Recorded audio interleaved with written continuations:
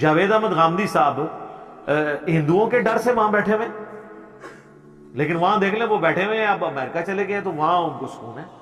اپنی بات ٹھیک ہے، علمی اختلاف کو رکھ سکتا ہے وہ اپنی جگہ، لیکن یہاں پہ لوگ علمی اختلاف نہیں رہنے دیتے. مجھے خود غامدی صاحب بتانے لگے کہ میں تو 5 وقت نماز پڑھتا تھا مسجد میں، ماڈل ٹاؤن میں جب رہتے تھے، تو ایک دن کہتے ہیں ایک مسجد کے بزرگ نے مجھے سائڈ پہ جا کے کہا، اور کہا بڑے اخلاص کے ساتھ کہ دیکھیں آپ کی مطلب اللہ کے ساتھ کمٹمنٹ اپنی جگہ، لیکن آپ اپنی جان کے تو دشمن ہیں، ہمارے پہ مہربانی فرمائیں، یہاں پہ بم پھٹا تو ہم آپ کے ساتھ خام خواہ شہید ہو جائیں گے، تو آپ گھر میں نماز پڑھا کریں. کیونکہ ان دنوں وہ یہ ضرب عضب اور رد الفساد نہیں ہوا تھا نا، تو اس لیے جو نان اسٹیٹ ایکٹر ہیں نا وہ بڑے عروج پہ تھے، اور غامدی صاحب ان کے خلاف کھڑے ہوئے تھے. ٹھیک ہے، مولوی تو ظاہر آپ کو پتہ سپورٹر تھے، اور کسی زمانے میں ہمارے وہ ریاستی ادارے بھی ان کے سپورٹر تھے. وہ جب پھر ان اداروں کو فٹ ہوئے وہ بندے، ہم تو اس وقت بھی کہتے تھے تمہارے گاٹے فٹ ہو رہیں گے، اپنی جو ہے نا یہ ڈاکٹرن بدلو، اپنا نیریٹو بدلو. اب شکر ہے کہ ان کو سمجھ آئی، لیکن بہت بعد میں سمجھ آئی جب ہمارے کتنے فوجی جوان شہید ہوئے، آج تک کتنے لوگ شہید ہو رہے ہیں، اب جا کے یہ سکون ہوا ہے کافی حد تک. تو غامدی صاحب کہتے ہیں مجھے وہ کہنے لگے بڑے اخلاص کے ساتھ کہ بھی آپ گھر ہی نماز پڑھا کریں. تو کہتے ہیں اس دن میں نے پھر فرسٹ ٹائم یہ سوچا کہ میں نے کبھی سوچا بھی نہیں تھا میں نے ملک چھوڑ کے جانا ہے. تو یہاں تو لوگ کہہ دیتے ہیں ملک چھوڑ کے کیوں چلے گئے. جناب آپ کی تو جرت نہیں ہے کہ آپ ایک عالم دین ممبر پہ جھوٹ بول رہا ہو یا غلط حدیثیں بیان کر رہا ہو جو حدیثیں ہوئی نا، اور جھوٹے واقعات بیان کر رہا ہو، آپ جمعے کے خطبے کے بعد اس سے سوال بھی نہیں پوچھ سکتے. اپنی تو آپ کی جرت یہ ہے، اور لوگوں کو مشورے دیتے ہیں جی چوک کے رکھو کام. وہ مولوی جو آپ کو حضرت عمر رضی اللہ تعالیٰ عنہ کا یہ واقعہ سناتا ہے نا کہ انہوں نے کرتا سلوا لیا تھا، تو ان کے سلمان فارسی کھڑے ہوئے اور کہا کہ ہم تیرا خطبہ نہیں سنیں گے جب تک یہ پتہ نہ چلے تو نے کپڑے کیسے سلوائے ہیں، کیونکہ مال غنیمت سے ہر شخص کو ایک چادر ملی تھی، تو ایک چادر میں تو تیرا لباس نہیں بنتا، یہ تو نے کیسے سلوایا. تو انہوں نے کہا کہ میرا بیٹا جواب دے گا. انہوں نے اپنی چادر اپنے باپ کو گفٹ کی، ان 2 چادروں سے ان کا لباس بنا. تو انہوں نے کہا ہاں اب تم بیان کرو، ہم سنیں گے بھی، تم حکم دو، ہم اطاعت بھی قبول کریں گے. یہ واقعہ جو مولوی بیان کر رہا ہوتا ہے نا، ممبر سے اترنے نہیں آپ نے اس کو دینا، کیونکہ حضرت عمر کو بھی ممبر پہ ہی پوچھا تھا. وہیں آپ کھڑے ہو کے پوچھیں کہ حضرت صاحب آپ 4 سال پہلے ایک سائیکل پہ آئے تھے، آج آپ نے ڈرائیور بھی اور ہونڈا سیوک رکھی ہوئی ہے، یہ کہاں سے آئی ہے؟ آپ کی تنخواہ تو 25,000 ہے، 25,000 کا تو پیٹرول نہیں اس میں پورا ہوتا، تو یہ اللہ کی اتنی مہربانی آپ پہ کیسے ہوئی ہے؟ حضرت عمر کی سنت پہ عمل کرتے ہوئے ذرا بتائیں.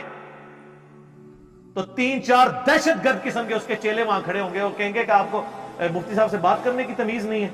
ایک صحیح جملہ انہوں نے، یا کہیں گے آپ ذرا کمرے میں تشریف لیں. کمرے چ نہیں جانا، ہاں کمرے چ گئے تو جنت ہی پہنچا دیں تو. ہاں جی کمرے چ نہیں جانا. انہوں نے کو تقریر باہر کی تھی، جواب بھی باہر دو، کمرے چ نہیں جواب دینا. تقریراں کر دو باہر ممبر ہوتے تو جواب لینا سکھا دو، کمرے چاہو تھوڑا اکرام مسلم کریے. تو سب کا نہیں ہے، یہ نہیں آپ کے اکاؤنٹیبل ہو سکتے. صرف آپ ان کی تقریریں سن لیں. اللہ کے نبی چٹائی پہ بیٹھتے تھے تو ہی بہنا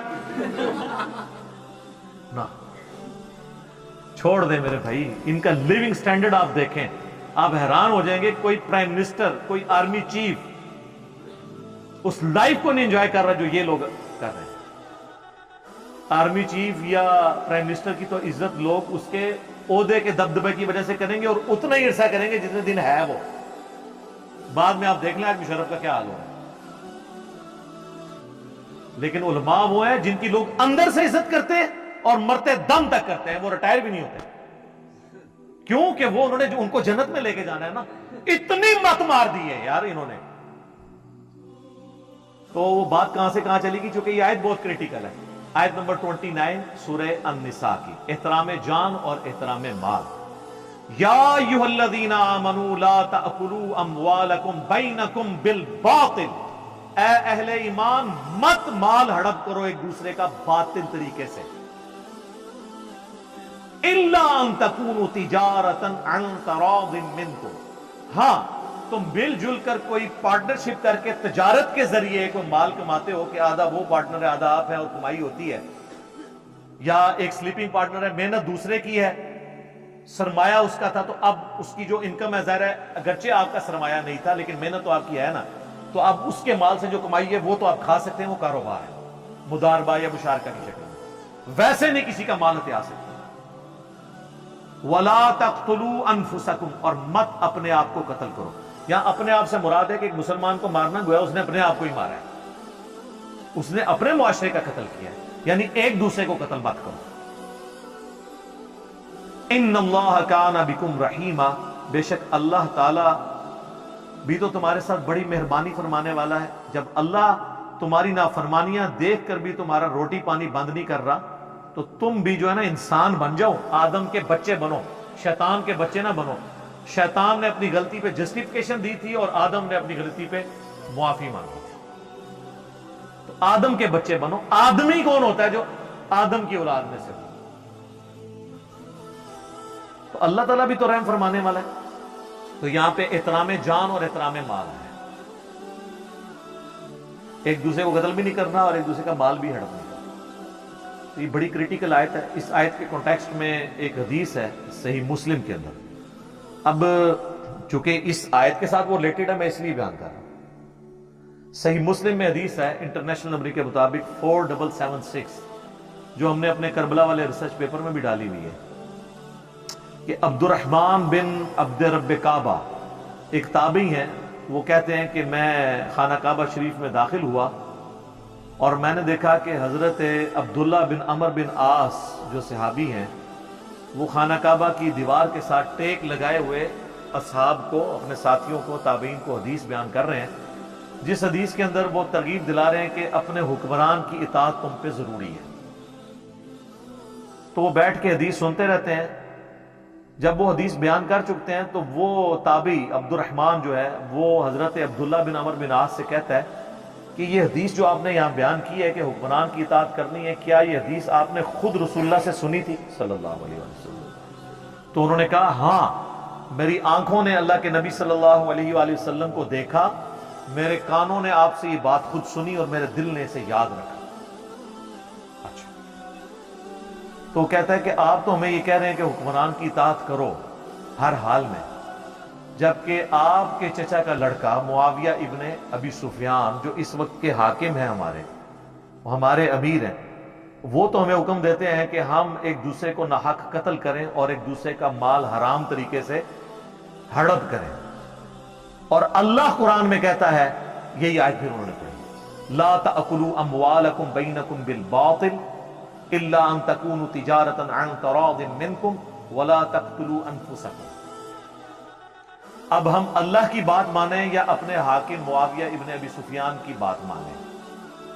آپ ذرا لیول دیکھیں، یہاں تو مفتی کے سامنے کوئی حدیث بیان کرے نا تو وہ کتے کی طرح پڑھتا ہے آگے سے، یہاں ایک تابعی صحابی کو آیت سنا رہا ہے کہ سر جو آپ یہ بات کر رہے ہیں قرآن تو یہ کہتا ہے، ہم کدھر جائیں؟ فرق دیکھیں، قرآن اسی کہتے ہیں کتابوں کو مانے۔ اس نے بابے کو نہیں مانا، اس نے کتاب کا حوالہ پیش کیا ہے اپنے سے بہت بڑے بابے کو، یعنی میں رسپیکٹ کے طور پہ یہ لفظ استعمال کر رہا ہوں۔ انہوں نے بھی آگے سے نہیں کہا تم توہین کر رہے ہو، تو وہ خاموش ہو گئے، اپنا سر جھکا لیا۔ تھوڑی دیر خاموشی کے بعد اب سوال ہی بڑا ڈاڑا تھا، ایک تو حکمران کی بات کی اور کہا کہ وہ آپ کا کزن بھی لگتا ہے۔ پھر انہوں نے سر اٹھایا، انہوں نے کہا کہ معاویہ کی اطاعت کرو ان کاموں میں جس میں اللہ کے حکم کے اندر اندر وہ حکم دے، اور جس میں وہ تمہیں اللہ کی نافرمانی کا کہے تم اس کی نافرمانی کرو۔ یہی ایٹیچیوڈ ایک مسلمان کا ہونا چاہیے، اور یہ صحابہ کا ایٹیچیوڈ تھا۔ بخاری اور مسلم دونوں میں حدیث ہے کہ نبی علیہ السلام نے ایک انصاری صحابی کو ایک لشکر کا امیر بنا کر بھیجا، اور اس حدیث کے راوی مولا علی ہیں رضی اللہ تعالیٰ عنہ۔ تو راستے میں اس امیر کو غصہ آ گیا، غصہ آیا تو اس نے ایک لکڑیوں کا بہت بڑا الاؤ جلایا، بہت بڑا لکڑیوں کا آپ سمجھ لیں گٹھا جمع کر کے اس کو آگ لگائی، اور اس نے کہا کہ دیکھو نبی علیہ السلام نے مجھے تمہارا امیر بنایا اور امیر کی اطاعت واجب ہے۔ بخاری مسلم میں حدیث ہے نا کہ جس نے میرے بنائے ہوئے امیر کی اطاعت کی اس نے میری اطاعت کی، اور جس نے میری اطاعت کی اس نے اللہ کی اطاعت کی، اور جس نے میرے بنائے ہوئے امیر کی نافرمانی کی اس نے میری نافرمانی کی، اور جس نے میری نافرمانی کی اس نے اللہ کی نافرمانی کی۔ تو اس نے کہا کہ میں تمہارا امیر ہوں اور میں تمہیں حکم دیتا ہوں، کہ تم اس آگ میں چھلانگ لگاؤ. یعنی غصہ ٹھنڈا کرنا سی, انہوں نے وہ آگے سٹ رہے. اب وہ تو جناب آگے کو مخلد تو نہیں تھے سر, وہ یہ تو نہیں کہتے تھے کہ مفتی صاحب نے فرما دیا لاؤ چھاپ. انہوں نے کہا کہ بڑا پیارا جملہ بولا, انہوں نے کہا ہم تو آگ سے بچنے کے لیے ہی رسول اللہ کے دین کو قبول کیا تھا ہم نے, اور تم ہمیں آگ میں پھینک رہے ہو. ہائے ہائے ہائے. آج کوئی یا تو لوگ پیروں کے کہنے پہ بچے ذبح کرتے ہیں, چلے بچے ذبح کرنا تو آپ کو یعنی ایک دم لگتا ہے کہ بہت بڑا جرم ہے. اس سے بڑا جرم یہ ہے کہ پیروں کے, بزرگوں کے, مفتیاء کے, علماء کے کہنے کے اوپر لوگ سنت کے مطابق نماز پڑھنے سے ڈر جاتے ہیں, رسول اللہ کا طریقہ چھوڑ دیتے ہیں, لیکن وہ ہمیں نظر نہیں آتا. بچہ مر جائے تو نظر آ جاتا ہے. انہوں نے آپ کا امام بھی قتل کیا ہوا ہے, وہ ایمان ہم قتل کروا لیتے ہیں, تو ٹھیک ہے جی وہ جانے انشاءاللہ تعالیٰ وہ سنبھال لیں گے. وہ کہ تساں بن گئے تو ہم نہ ہی لے کے جان گے جتنے انہوں نے آپ جانا ہے, ٹھیک ہے. تو خیر اسی دوران وہ آگ ٹھنڈی ہو گئی اور اس صحابی کا غصہ بھی ٹھنڈا ہو گیا. حدیث کے الفاظ ہیں کہ وہ صحابی کا غصہ بھی ٹھنڈا ہو گیا, اور جیسے ہی وہ سفر سے واپس آئے نا, انہوں نے سیدھا رسول اللہ کو شکایت کی کہ جی آپ کے امیر نے ہمارے ساتھ یہ کیا. نبی علیہ السلام نے فرمایا اگر تم لوگ اپنے امیر کے کہنے پر اس آگ میں چھلانگ لگا دیتے تو جہنم کی آگ میں جا کے نکلتے سیدھے. اس سے یہ بات پتہ چلی کہ امیر, مفتی, بزرگ اگر کوئی صحابی بھی ہو اور وہ قرآن و سنت کے خلاف چلنے کا آپ کو کہے تو آپ نے نہیں مانگا. یہ ہے اس میں سے میسج. آپ نے اس کو یہی کہنا ہے کہ کتاب و سنت کو میں نے فالو کرنا. اور اس حدیث کے آخر میں الفاظ ہیں, نبی علیہ السلام نے فرمایا کہ اللہ کی اطاعت کے اندر ہی کسی کی اطاعت کی جا سکتی ہے, اللہ کی نافرمانی میں مخلوق کی اطاعت جائز نہیں ہے. یہ سورہ لقمان میں بھی آیا نا, اللہ تعالیٰ نے فرمایا کہ اگر تیرے ماں باپ بھی تجھے کہیں نا کہ تو میرے ساتھ شریک ٹھہرا تو تو نے ان کا حکم نہیں مانا. حالانکہ ماں باپ کا درجہ اس کائنات میں اللہ رسول کے بعد سب سے بڑھ کر ہے کسی ایک انسان کے لیے حقوق کے اعتبار سے, لیکن وہاں کے معاملے نہیں. ایک اور حدیث ہے بخاری و مسلم میں کہ مخلوق کی اطاعت معروف میں ہے, منکر میں نہیں ہے. بھلائی کے کاموں میں ہے, برائی کے کاموں میں نہیں ہے.